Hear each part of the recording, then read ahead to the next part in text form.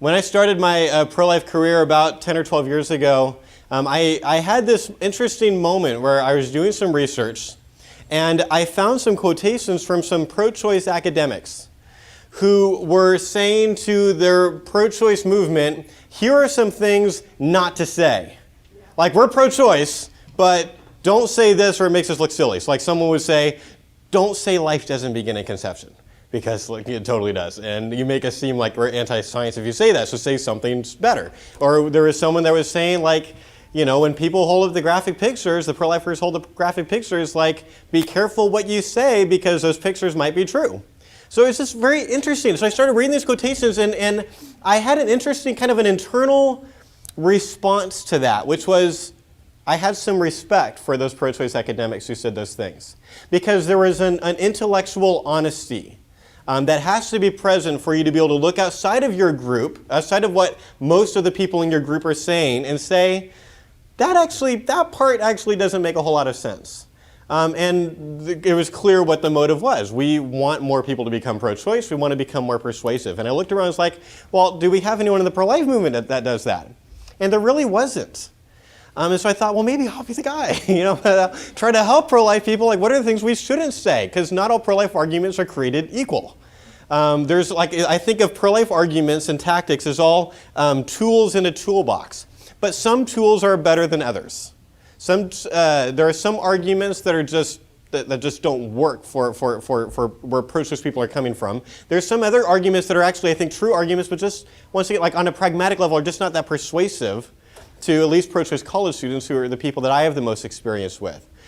So kind of my attitude of this is, as I said in the last talk, is I don't see myself as like this guru or something like that, like I'm way up here and you're all down here. It's like I've been up the mountain, meaning I've had about 1,000 conversations with pro-choice people and have learned a lot of things and made a lot of mistakes while doing that, and I'm back and I want to tell you what I've learned. So that you can have better dialogues with pro-choice people. The word effective is like corporate buzzword bingo, but effectiveness really matters when we're talking to pro-choice people who might kill their babies or who might encourage other people to kill their babies. My goal is I want to change their minds. I want them to become pro-life so that they won't kill their babies. And usually, unless you're friends, like a long-term friendship with a pro-choice person, which you should totally do, but that's a different talk, you usually have a very limited amount of time with someone and a limited amount of things you can say. So even for some of the things that I'm going to pick on in this talk a little bit, it's like, maybe even if they're true and would be helpful to a few people, pick the things that are going to be helpful to the most people, that are going to be persuasive to the most people, so you're using your time and your arguments well. Does that make sense? It's really important that you understand my attitude before I launch into this talk, because it is very trendy right now for people to bash the pro-life movement, especially pro-life leaders that have been involved for longer than I've been alive. It's become trendy for like activists to be like, well, you guys have clearly failed because abortion's still legal, so obviously you're all failures and you don't know what you're doing. And so I'm going to make a bunch of memes and a bunch of statements about how you guys are all idiots and if only I was in charge. I am not in that camp. I love the pro-life movement. The pro-life movement is awesome. Like, just take 40 Days for Life as an example. My good friend David B. Wright launched this thing. There's now 650,000 people have prayed for at least an hour outside of their local abortion clinic and or offered help to people wanting, that are abortion vulnerable, that are thinking that abortion is the only option that they have. Many of them have done it in the snow or in the 110-degree desert of Fresno. It's like, here's wonderful people, and hundreds and hundreds and hundreds of babies have been saved. What a beautiful movement we're in. So I don't have this negative, like, if only everyone understood what I understood kind of an attitude. What I do want to see us do is get a little bit better at dialogue. I think all of us, no matter how good you are at dialogue on this issue, could get a little bit better. And that is the goal of this talk.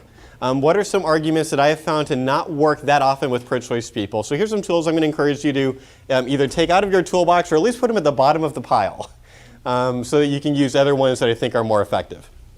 So I'm going to talk about 5 faulty arguments and 3 faulty tactics. I know your program said there'd be 9 faulty pro-life arguments. I changed it to 8 last night because I only have time for 8.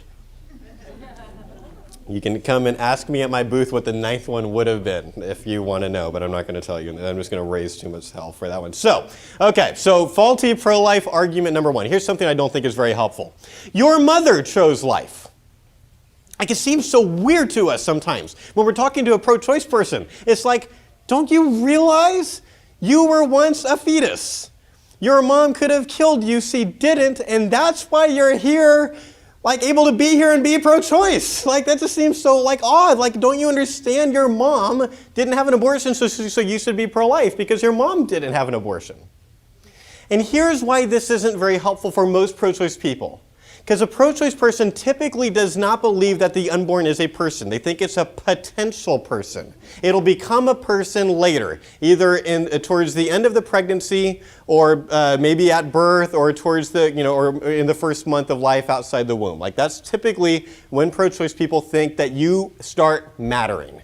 When you have a sentient human being who has desires and is minimally self-aware and all these. I know this is very different from our view, but we have to understand pro-choice people and where they're coming from if we're going to communicate well to them, right? So this is where they're coming from. For the pro-choice person who hears your mom chose life, he's like, yeah. So my mom happened to have the circumstances where she didn't need to have an abortion. That's great, but if she had had an abortion, I wouldn't have known the difference. Like, it wouldn't have mattered to me. Like, and depending on what they believe in the soul, maybe they believe in reincarnation. Maybe they think their soul would have been in some other kid's body. Maybe they just think their soul would have never happened. Whatever. Either way, they're going to feel like it doesn't matter to me. I would want my mom to have the legal right to have an abortion if her circumstances were different than my mom's were. So I've seen this tried several times, and instantly the pro-choice person just reacts and just immediately you've lost rapport now. It's like now they're thinking that this person doesn't make very good arguments. It's like, don't give them that opportunity. If they're going to write you off, have them write you off for stupid reasons. They're just not taking you seriously because they're pro-choice. But I don't want to give them a good reason to write me off, right? So your mother chose life, I don't think is that helpful. Here's another one. The Bible is pro-life.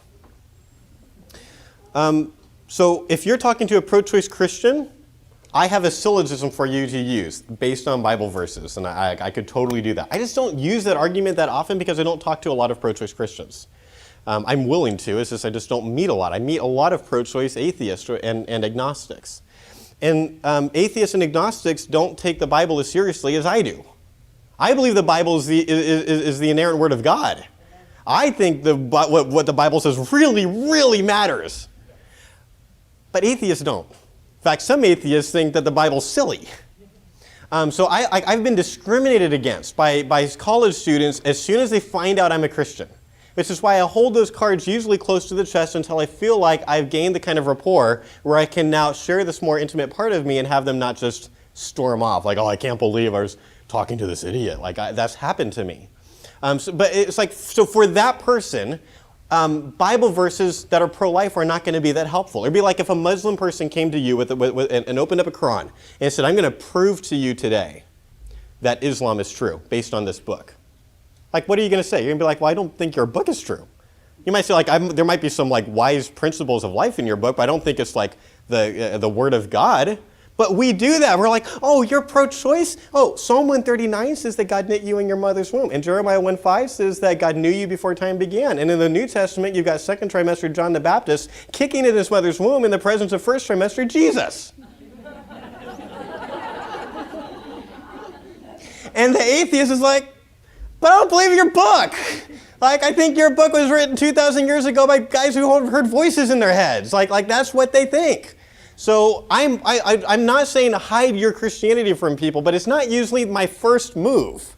I want to establish a rapport using the things that we can agree on, science and philosophy. The pro-life position is true, so we can win on those grounds. And then later, sometimes when they find out, oh wow, this person really knows what they're talking about, then they'll take your religious views seriously. And I have lots of stories to back that up, but I'm going to go relatively quickly through these because I want to have a little bit of time for Q&A in this workshop. So that's my view on that. Number 3, abortion is wrong, or abortion should be illegal because it's hurting the economy.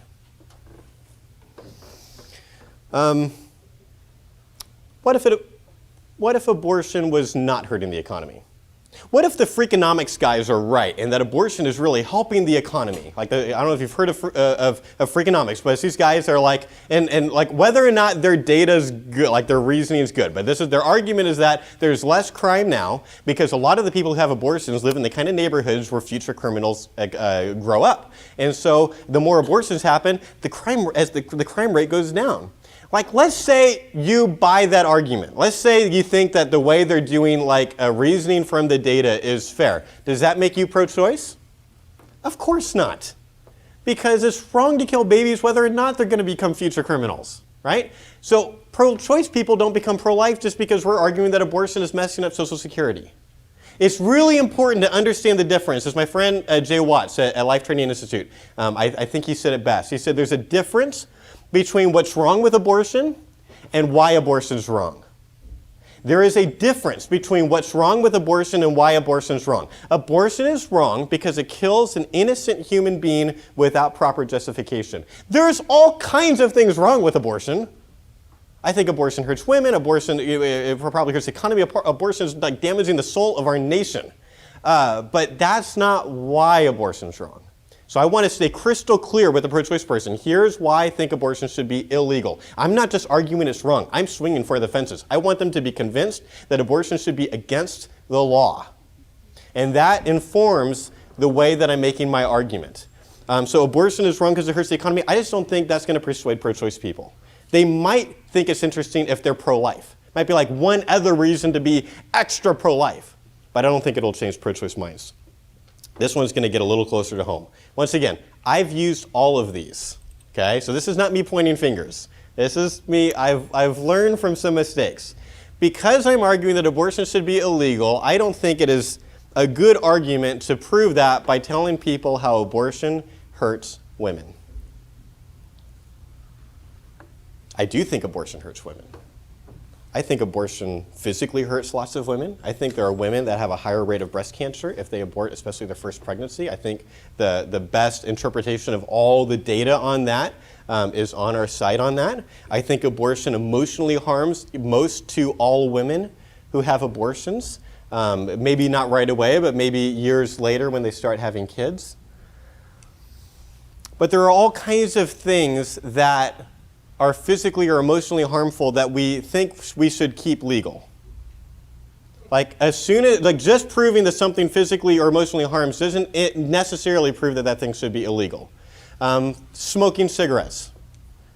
Now it's like there might be a few people that disagree with me. I don't think that we should make it against the law to smoke cigarettes. Maybe we do education campaigns. Maybe we make the taxes crazy, so it's like really hard to fund that kind of an addiction. But I don't think we should put you in jail for smoking cigarettes, even though that physically hurts you and causes some kind of physical harm for people that are around you a lot.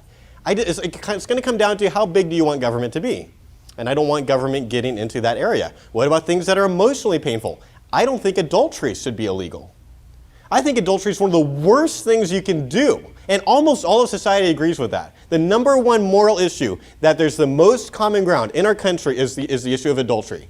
Because over 90% agree that adultery is wrong. But I don't think we should put people in jail for it.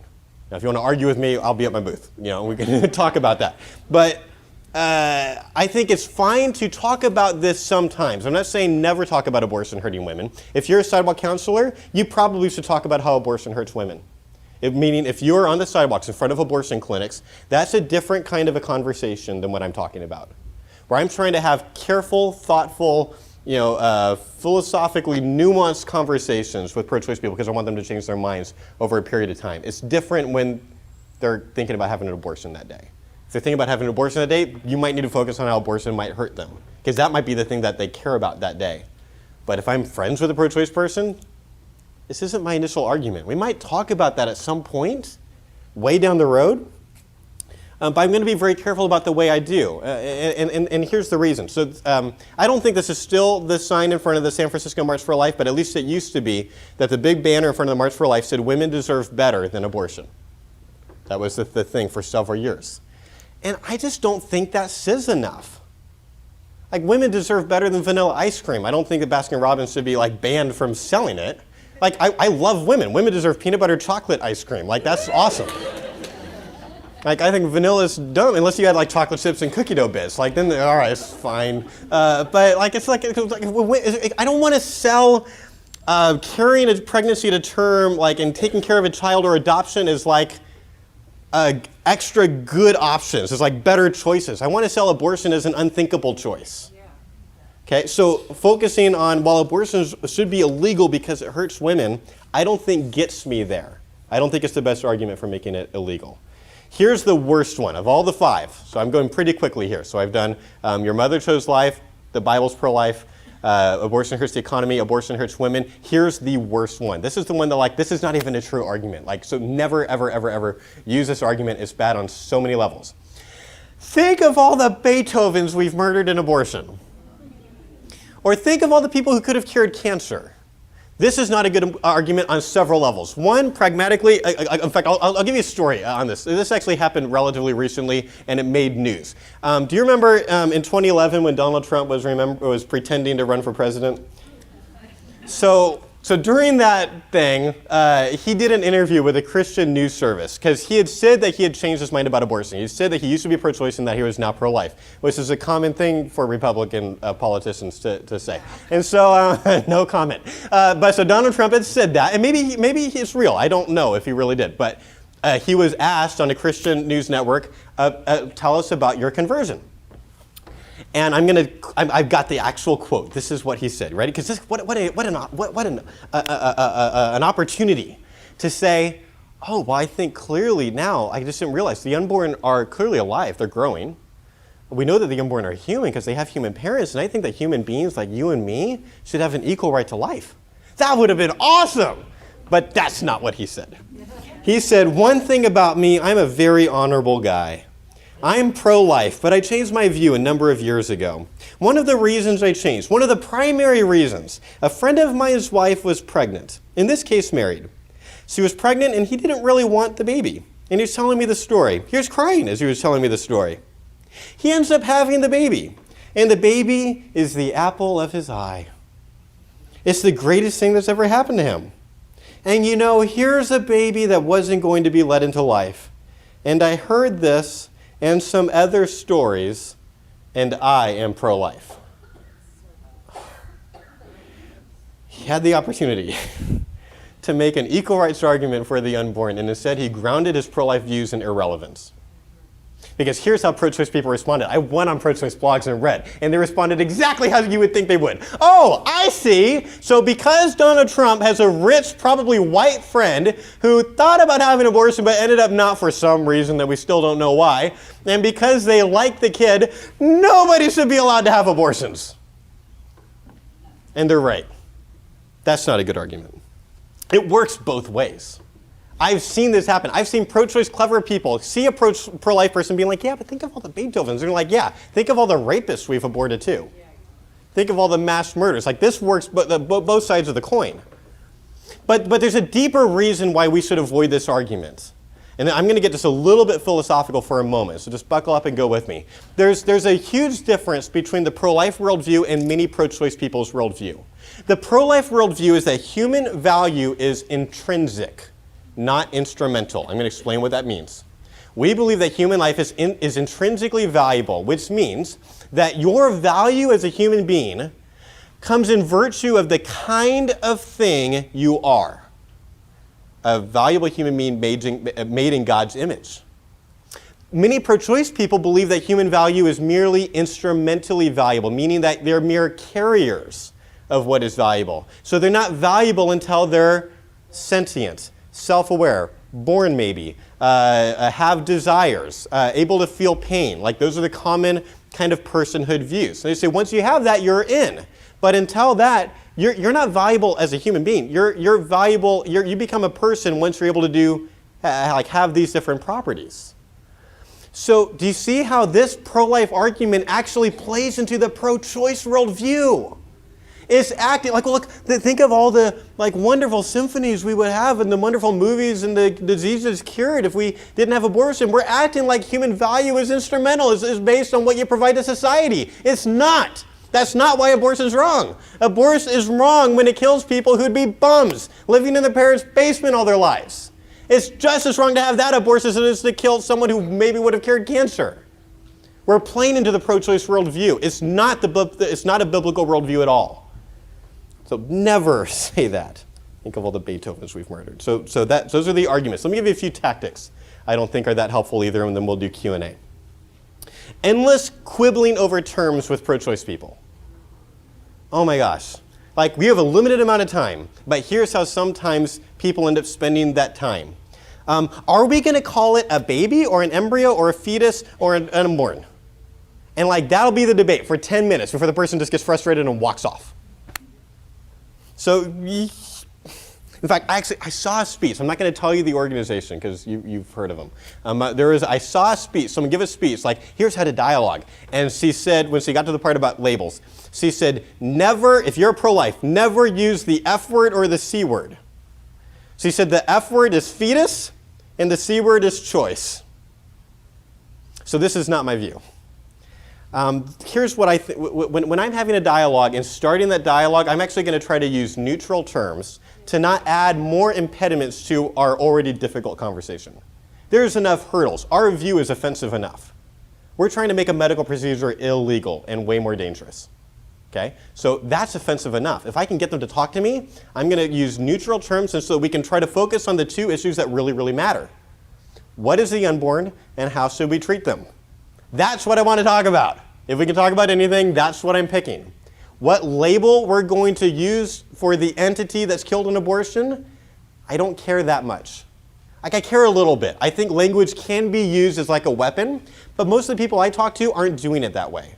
So I'm going to use terms that everybody uses. I'm not going to use baby in the beginning of the conversation. Why? Baby implies person. Baby implies valuable baby. So I'll just say embryo or fetus. I'll try to use like the biologically accurate term for whatever stage we're talking about. Now, every once in a while, they might, like, once again, be using it, like using those words in a, like they're trying to gain rhetorical points. Like, sometimes people use the word fetus like it's a curse word, like a fetus. It's like, well, when you say it that way, it's like there's a lot of stink on it the way you say it. Like, why? Like, what do you mean when you say the word fetus? Here's what I mean. I mean a human being at between week 10 and 40. That's when biologists call it a fetus. That's what I mean. There's a fetal human. There can be pig fetuses and cow fetuses and human fetuses. This is just, and then newborn and toddler and adult and So that's how I'm using terms. Now, after I've made a case that the unborn is human, is a person, I might start using baby. Because at that point, I'm not begging the question. I'm not assuming that my conclusion is true. I can start using baby when I've kind of earned the right to, when I've made a good argument that the unborn is a baby. I know some people use the word preborn instead of unborn. Some of my really good friends do. I don't, just because I think that word sounds kind of weird. I can see a pro-choice person here, a pro-life person say, what do you think about the preborn? They're like, what's a preborn? Like, only pro-life people use that word. So I don't want to use a word that only pro-life people use. I want to use a word that everybody uses and stop having people like, what the heck is a preborn? It's unborn baby. Oh, okay, got it. Okay, yeah. What about this one? Pro-choice or pro-abortion or pro-abort? I'll tell you a story. So Live Actions has this big Facebook page, and there was this debate that I watched. It was fascinating. Someone had said something about how if we say pro-slavery, then we should be able to say pro-abortion too. And all these people responded, mainly positively. They're like, yeah, it's like they all piled on. In fact, someone was like, pro-abortion's too nice. Let's call them what they really are, pro-baby murder. And then this one guy jumps in. Oh, this poor guy did not know what he was getting into. And he's just like, I think there's a difference between pro the freedom to do something and pro that thing. And everyone ganged up on him. They're like, it's murder! What's wrong with you? It's totally murder! It's baby murder! And he's like, whoa, whoa, whoa! I'm just saying there's a difference between like maybe pro the freedom to smoke and pro, like I don't want people to smoke, but I think they should have like the right to smoke. I don't think it should be illegal. They jumped on him again. They're like, how dare you? You probably think abortion's okay for rape. And he's like, what? What happened? Like, did you read my words? There's not that many. They're right up there. It's like, what's happening? And I asked myself, like the attitude of the people that were attacking him, what is going on? And I'll tell you what I suspect is sometimes going on. I think sometimes that we want to objectify the other side because it makes us feel better. I think the more that you get to know pro-abortion choice people, the more that you'll see that there's very few of them that are actually pro-abortion. Most people, like there's pro-abortion people. There's some abortionists and some lobbyists. There's probably like 30 people who are pro-abortion.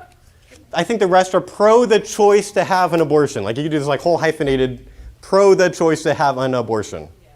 But that's really clumsy to say. So I just say pro-choice. Because typically that's what they want to be called. I want to call them whatever thing you want to be called, like we'll just use that if I have to use a label. Which, by the way, they're fleeing from that term. Do you know, Planned Parenthood did a whole campaign 2 years ago. They're trying to get pro-choice people to stop saying pro-choice. Like they know that's a losing word.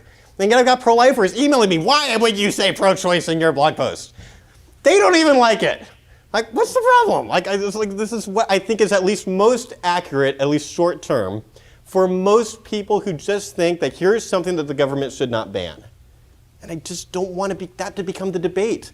I don't really use labels at all. I never ask someone, are you pro-choice? I ask them, what do you think about abortion?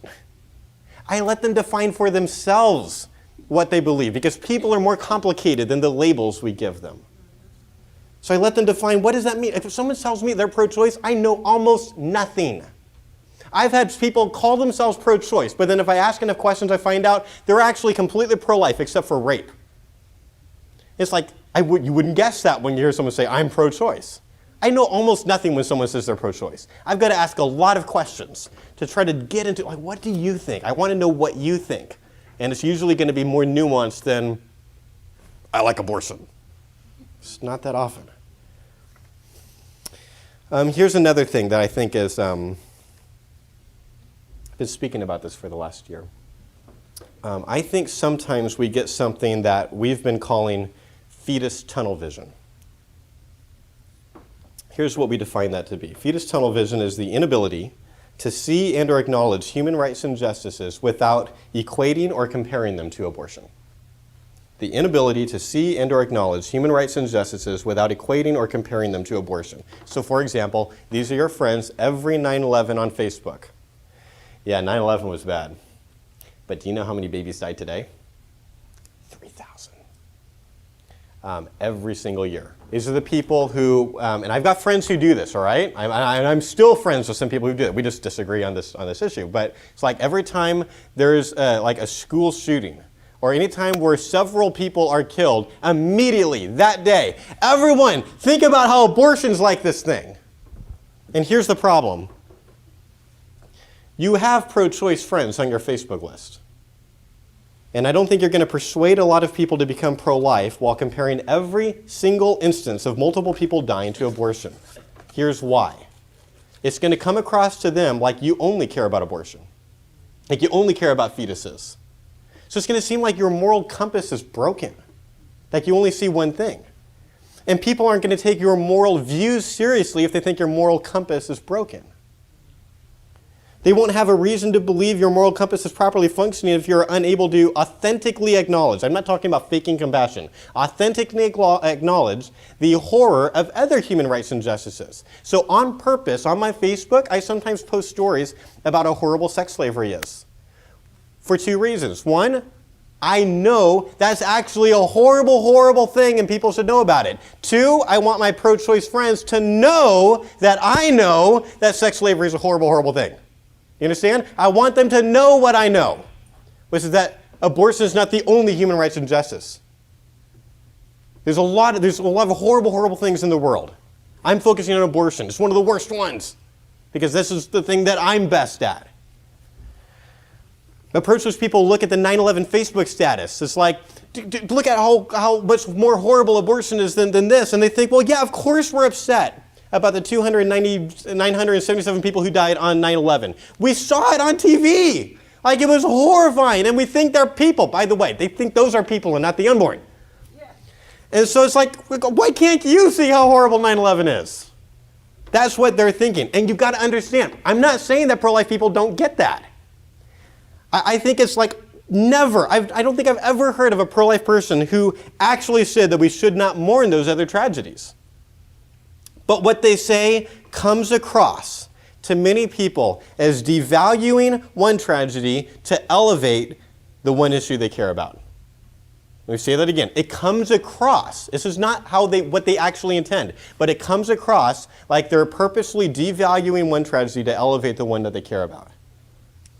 So I think some pro-life individuals just need help at expressing well the sadness, the grief that they actually feel about these other issues. Now someone can respond, yeah, Josh, I don't have pro-choice friends on Facebook. Okay, first of all, you should. But okay, what if they're like, I don't have pro-choice friends on Facebook, so I'm not trying to persuade pro-choice people when I do these Facebook statuses. I'm just trying to get like my apathetic pro-life friends that aren't doing anything to do something. Okay, now that's a decent argument, but here's my response. When we talk to each other, we form habits. It forms habits about the way that we think about things. And I don't want to train pro-life people to hear about a big tragedy and immediately think, well, that's not as bad as abortion.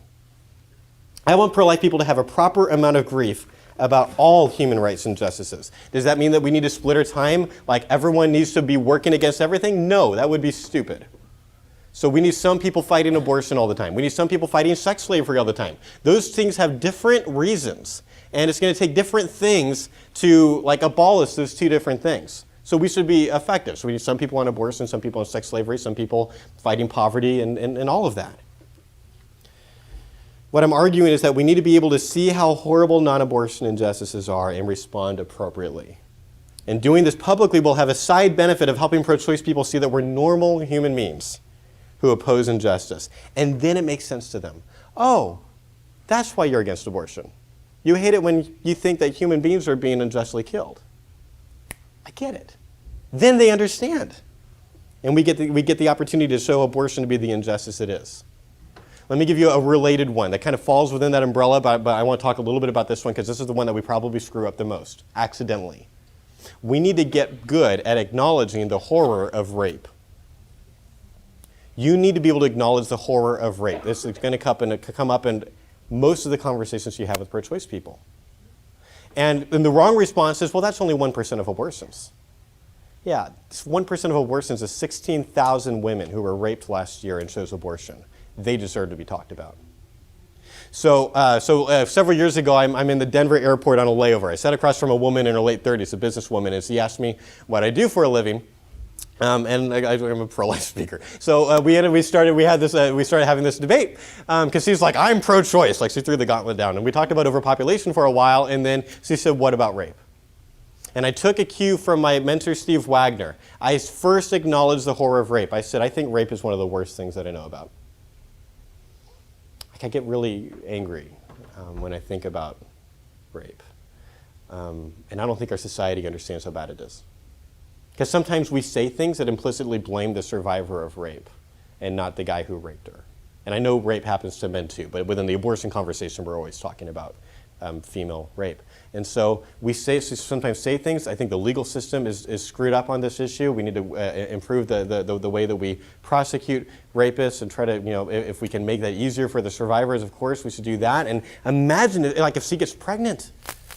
I mean, at that point, he's committed multiple moral crimes. He forced himself on her, but he's also forced her to become a mother. I don't think we should force people to become mothers, but now she is. And now she's going to make the most difficult decision of her life, probably. Which is because she's either going to carry to term. If she wants to do the right thing, like everyone does, then she's going to carry to term. So 9 months of pregnancy and a painful delivery. My wife will tell you. A painful delivery, and then either she's going to parent the child, which is a very expensive 18-year commitment, or she will offer the child up for adoption to a loving couple, which is a heroic, selfless act, but emotionally painful for most birth moms. Or she's going to make the wrong decision and hire a doctor to kill her child. He should get punished for all of that. He should be in jail for such a long time. And usually I'll just stop there. Notice I haven't even made my pro-life argument yet. Precisely. Because there's there's a dual challenge going on. There's a relational challenge and an intellectual challenge. And my view, our view at ERI, is that you should not even respond to the intellectual challenge unless they bring you there. Sometimes they just need to hear you say that you hate rape. You think this should be obvious. It should be obvious, but it's not. Especially after some pro-life people who were well-meaning but off-putting went out and said things that imply that they don't care about rape. So you, especially you guys, it's not that surprising when you girls say that you think rape's bad. You men need to be able to talk about this well, because that'll be surprising. And then if they ask you, okay, I get that you're against rape. Why is it you think it'd be wrong to have an abortion in that case? Okay, then I'm going to respond to that. I'm going to say, like, well, we both agree that an act of violence was done against an innocent person, the woman, and I don't think to help fix the problem, we should then add another act of violence toward another innocent person, the child. Like, I'm willing to have that. I'm willing to make that argument. I've got to try to figure out, is this the right time? Am I supposed to plant that seed, or am I supposed to just cultivate some soil and someone else will plant the seed later? Because God loves this person way more than I do. Like, I trust God with her life, right? And so I don't always get to see the fruit. Sometimes I do, and that's awesome. But sometimes I cultivate soil, sometimes I plant, sometimes I water. And that's okay. You need to be able to acknowledge the horror of rape so they can understand that we are normal human beings who get it. I'll do one. No, I'm going to end there. I'm not going to do number 9. So the list again of 8. I don't think it's that helpful to say that your mother chose life, that the Bible's pro-life if you're talking to an atheist, that abortion should be illegal because it hurts the economy or Social Security, abortion should be illegal because it hurts women, that think of all the Beethovens we've murdered. And I don't think that we got to argue over terms when we're beginning a dialogue with a pro-choice person. I don't think we should get fetus tunnel vision, and I absolutely think you need to be able to acknowledge the horror of rape. So we have now about 10 minutes where I can take some questions. If you want to go deeper on one of those, that's fine. Or maybe you want to bring up one that's in your head of maybe potentially a faulty pro-life argument and that didn't make my list, and we could discuss that if you want. I'll leave that up to you. So just raise your hand and I'll call on you. Yes, in the back. What should we say to, so the question is, how should we dialogue with pro-life organizations that believe that abortion is okay in the case of rape? Well, there's not that many. I'm not sure who you're referring to. So like I know like secular pro-life has like split staff on this. Some staff are on one side of the issue and other staff are on the other, so they haven't taken an official position. So I'm not sure who you're referring to, but let's say there's a pro-life organization that's like everything's great, they're just really confused about this issue. Kind of depends on what my relationship is with them. I don't tend to just write emails to strangers anymore, because that's not been a very good use of my time in the past. I'm just like, here's all the reasons why you're wrong. You don't know me, but here's all the reasons why you're wrong. But if I could establish a relationship with them where I built some credibility, if I'm in the same town, I start volunteering there and they get to know me, and I've kind of bought in a little bit, and then I say, I've got this one concern. It's like now the likelihood of them changing is greater. So yeah, that's pretty much probably what I would do. I mean, you can send an email if you want. It's just, I don't know if it's going to be that effective. It's probably not the first time they've gotten that email if they're actually a pro-life organization that is not pro-life in the case of rape. But once again, I'm not aware of one. But you could come up to me later and tell me and be interested in. But if you're going to say their name, you better be really sure that you're right, because I think there's some pro-life people that think that some guys are not pro-life in the case of rape because of the kinds of legislation that they propose, and I think that they're wrong. So I don't think I want you to say right now who you're thinking about. But come up to me at my booth later, and I'm kind of interested. Okay, next, in the back here, and then you. Okay, so I told you what not to do, what to do. All right, so yeah, you asked a really good question, so I'm going to do 5 minutes on that, because that's a really good question. We came up, so this is I do whole talks on this subject, but I'm going to give you the short version of something that we discovered several years ago.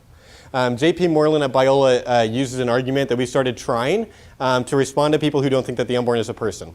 And we just were testing it. It was radically different from what we used to use to people who don't think that it's a person. And here's what happened. If you tracked my conversion rate, a lot of people don't change their mind in one day, right? But some do. If you're really good and the stars align and they haven't had an abortion, there's a lot of different things.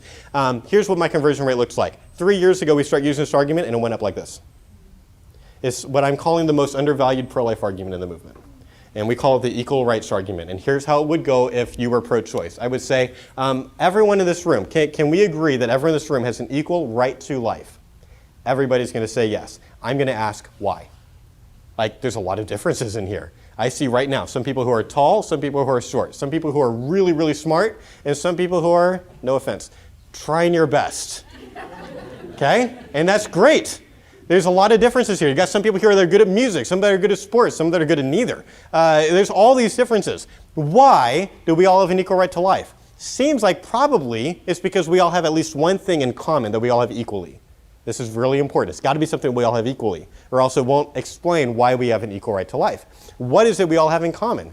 I think it's that we all have humanness in common. We're all equally human. So that would explain the data. That would explain a lot of data. That would explain why racism is wrong. Racism is wrong because it focuses on a surface difference that doesn't morally matter, and ignores the thing that we all have in common, the thing that does morally matter, that we're all human. It's the same reason why sexism is wrong. And so if the right answer to why everyone gets an equal right to life is that if you're a human, you get an equal right to life, and if the unborn are human, then the unborn should get an equal right to life. And here's the way that I said it. I did a speaking tour in Canada I'm going back next month, but they booked me in 8 high schools in 3 days. It was grueling. And they're a little bit pro-choice. You Portland people would identify with Canada people a bit in what it's like to be pro-life in Canada. And so Catholic high schools, I got a lot of pushback, but I was very careful to make this point. I wanted them to understand. I am not pro-life for emotional reasons. I am not pro-life because I get the warm fuzzies when I look at embryo pictures. I don't. An embryo to me looks like a fuzzy orange. I'm pro-life because one of the strongest intuitions that I have is that everybody in here gets an equal right to life. But I'm asking a deeper question about that. Why would that be? And then I'm applying that knowledge to this less obvious case to most of our society, the unborn. It's a common philosophy move. And it seems like the most rational conclusion I can come to is that the unborn should have an equal right to life. Unless I've just got the wrong answer. Now, there's things that they could say in response, and I've got really cool counter arguments, but I don't have time to do that. But that's basically the equal rights argument. I'm pro-life because I think that it matters to be human, because God made it matter to be human. Best tactic? There's a speech. If you want to hear me give some just practical dialogue tips, I actually did a speech recently that thanks to my brother's help, because he severely edited the speech for me, it became the best speech I've ever given in my life. I gave it 3 months ago at the Students for Life conference in DC. There's 2,400 college students in the room. And they asked me to not do apologetics. They asked me to just do practical, nitty-gritty dialogue tips. And I did 6 of them. And it was awesome. It's only like 26 minutes long. So if you go to equalrightsinstitute.com, like right there's a screenshot of me wearing different clothes doing a speech that looked like this. And if you click on that, you'll go to a YouTube video where you can see that. Those are my nitty-gritty. If you do those 6 things, you're going to have awesome dialogues. So that would be my response to that. We've got time for a few more. There's somebody here. Go ahead.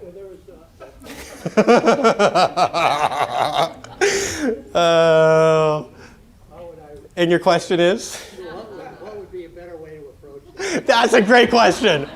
All right, so the gentleman said, here's what I have found not to work when I see people with a sticker that says Black Lives Matter. It's to say, well, the unborn matter too. And it just doesn't end up going somewhere. I would ask him questions about the button. Why are you wearing that? It seems isn't it obvious that Black Lives Matter? Tell me, what is motivating you to wear the button? And we're probably going to end up in a discussion about civil rights. And that will really help us get to abortion. My brother was doing a poll table one time at Georgia Tech, one of the worst campuses to try to get dialogues on abortion on, because no one cares there. It's like a bunch of, math, science guys, and they just don't care. So Tim asked this guy walking by, hey, what do you think about abortion? And the guy's like, and just keeps walking. And then Tim calls out, do you have an opinion about racism? And the guy stopped, turned around and said, yes, I do. And so they ended up in a dialogue about why racism is wrong. Racism is wrong because it focuses on a surface difference that doesn't morally matter and ignores the thing that we all have in common, which I think is the thing that morally matters, that we're all equally human. That's why Black lives matter. And that's why I'm pro-life, because I think all human lives matter. Black lives, women, the unborn, gay people, all these people, they're people. They matter, and they should get equal right to life. That's how I think that'll go better. Thank you. One more question. So the question is, for someone who says that the unborn is like an aggressor against the woman, how do you respond to that? I would say it's not, if her life's not at risk. If her life's at risk, then you can call it kind of an aggressor, like in an ectopic pregnancy, a tubal pregnancy. I've heard people call it like an innocent aggressor, and that's just a completely different issue, and I think we all understand that. But generally, like I would just say, like it seems like they don't understand how pregnancy works. I've got this friend named Dr. Michael Buritovitz who told me stuff I didn't ever know about how the beginning of pregnancy works. Like what we've learned about early fetal development is so cool. And so first of all, like the mother's body is so involved in making the pregnancy work. And here's one example of that. And this is oversimplified. This is like a biology guy trying to explain it to me how it works. So take that, but basically what happens is the child becomes alive, and 6 days later, it gets to the uterus. So you do your first water slide ride, basically. And then you get to the womb where you're going to hang out for 9 months, right? And you've got to implant. Some places in a woman's uterus are better to implant than others. They're not all equal. So what happens is the embryo touches up against a part of the uterus, and the mother's body sends a biochemical reaction that tells the embryo whether or not that's a good place to implant. It basically is saying a little down to the left. And then, so there's this biochemical dance between an embryo and a mother's body. This is not, like some people call the embryo like a rapist, like it's violating my body without my rights. Like, I don't think that's how it works. But I'm going to try to find very friendly ways to explain that to them, well, let's take a look at the biology. What do embryologists do? Embryologists call it an aggressor, and I want to take a look at who are the experts? What do they say about the issue? And I don't think you're going to find them calling it an aggressor unless her life is at risk, which at that point is a different issue. Thanks for your question. Thank you, guys. God bless.